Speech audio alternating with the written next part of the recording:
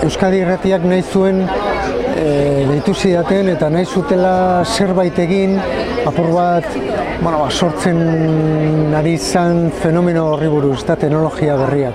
10 minutu, 10-15 minutu. Tarduenik proposatu nien, segatik ez genuen sortzen 10 programaren barruan, baina atal bat bere izenarekin, eta 8. provintzia.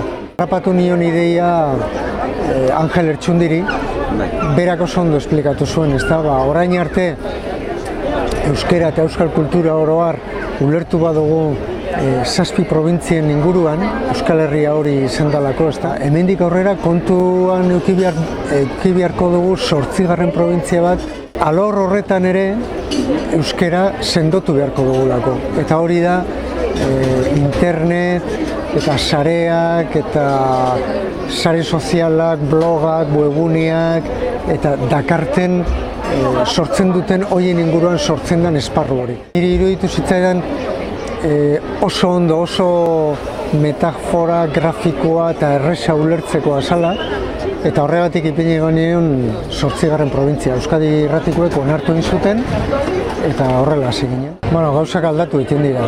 Batez ere aldatzen dira teknologiak, eta teknologiak aldarazten dizkigute ohiturak, lan egiteko ohiturak, komunikatzeko ohiturak, eta etengabe ari da aldatzen. Orain 2 urte Delicious puri-purian zegoen, eta orain Delicious ez dakigu izango da, pixka bat atzean geratu da, beste batzuk hobeto egiten dituzte bere gauzak, baina kontua da Delicious izan, ero Digo izan, ero beste izen bat eduki, kontua da importante ez dela izena, baizik eta zer egiten duen. Dagoela programa bat laguntzen diguna guk irakurritakoa sailkatzen, gordetzen, partekatzen eta horren gainean jakintza metatzen.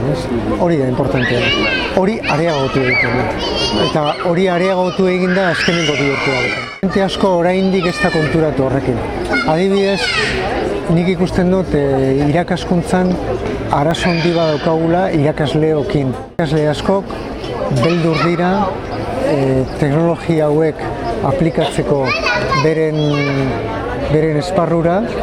Bestea beste orain arte oso sakon errotuta egonda cada maestrillo con su librillo, Askok ulertu dute, informazioa da boterea. Nik badaukat informazioa, nik badaukat zera, eta nik hau kontrolatzen badut, horrek emango dit boterea. Hemen planteatzen da partekatu jakintza, partekatu eta biderkatu, eta eraiki horren gainean. Eta eraikiko duzu askoz bizkorra, baina hortarako konfiantza eman behar diozu albokoari, berak aprobetxatu dezan zure lana, eta zuk aprobetxatu dezazun bere lana. Eta hor da filosofia aldaketa bat, eta asko ez daude prest hori izertzeko. Eta beste batzuk beldurra diote. Eta nik uste dut gure irakaskuntza sistemak arazo hori badaukala.